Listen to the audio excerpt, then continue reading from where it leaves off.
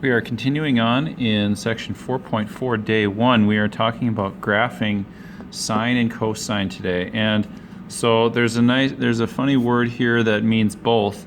Sinusoids, the basic sinusoids, that just means that they both kind of look the same. They both look like sine.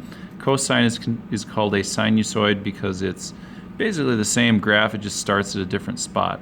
So what I want to do is give you a couple of the things about sine and cosine that you'll need to know, help you identify those later on. But one of those things, one of the most important characteristics right off the bat is where they start. So a sine graph starts at 0, 0. We saw that on the last example that it's because of the y value at an angle of 0, and we could do the same with cosine. But you can take my word for this that sine starts at 0, 0 and cosine starts at 0, 1 generally. Now, one little misconception I want to clear up about cosine, people often are tied to the 0, 1 thing, and while this is true for the basic graph, another way I would say where it starts is at 0 max. So don't think of it necessarily as just strictly 1, because there are going to be some graphs where they start at 2 or 3 or whatever it might be, but think about where the maximum value is, where that reaches a peak.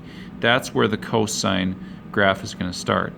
And then as far as the other things go, when we graph these, to start, we're just going to be splitting everything up into our basic values. Notice that it goes from 0 to 2 pi on the right hand side, and I'm going to have it as split up into 4 equal chunks. And I'm going to do that for cosine as well. You go all the way to 2 pi, you split it into 4 equal chunks, and that's going to help us graph our important points on our sine and cosine graphs. The important points that I'm talking about are going to be where it crosses the x-axis. It's going to be at a 0. They're going to be maximum points, then it'll go back to a 0, then a minimum, and then go back to a 0. So the kinds of points that we're looking for are zeros, maxes, and mins.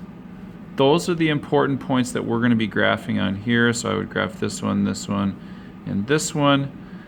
And we're not going to go into more details than that. We're not going to make it a huge problem like we did in the last graph with the sine. We're just going to get the basics and call it good from there. In the next couple examples, we'll talk about what things can be modified on these sine and cosine graphs.